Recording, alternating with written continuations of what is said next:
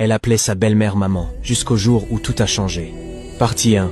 Laissez-moi vous raconter cette histoire captivante. À la fin de cette histoire, vous saurez comment le favoritisme peut disperser une famille. Il était une fois, dans un petit village, une petite fille naquit. Elle s'appelait Huche. Dès l'instant où elle ouvrit les yeux, la vie l'a déjà mise à l'épreuve. Sa mère, Neka, mourut en couche. Le bébé survécut, mais la mère disparut ainsi. Le père d'Ut, Obina, était un commerçant qui se déplaçait de marché en marché, vendant des tissus et des produits agricoles. Parfois, ses voyages le tenaient éloigné pendant des semaines. Comment un homme comme lui pouvait-il élever un bébé seul?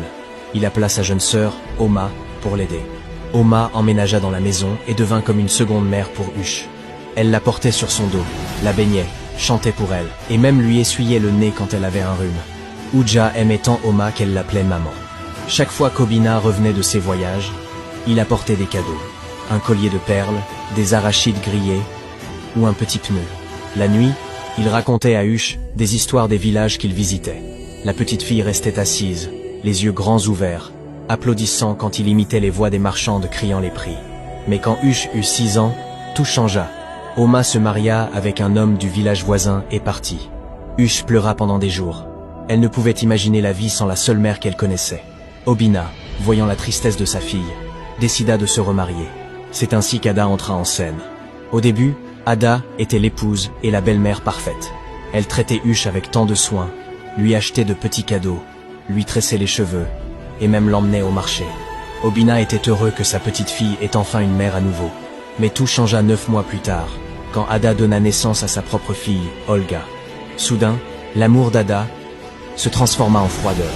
Elle commença à traiter Huche comme une étrangère, voire comme une servante.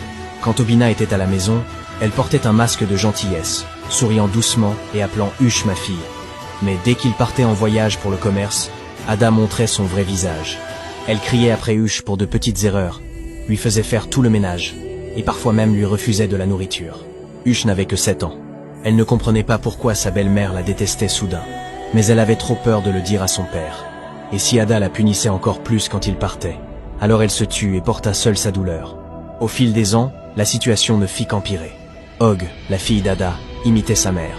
Elle se moquait constamment d'Huche, l'appelant par des noms comme bonne ou enfant sans mère. Certains soirs, sur la place du village, Og et ses amis chantaient et dansaient pendant qu'Huche restait dans un coin. Orgen ne manquait jamais de la montrer du doigt. Regardez le visage de ma bonne personnelle. Ses amis riaient, faisant se sentir Huche comme une exclue.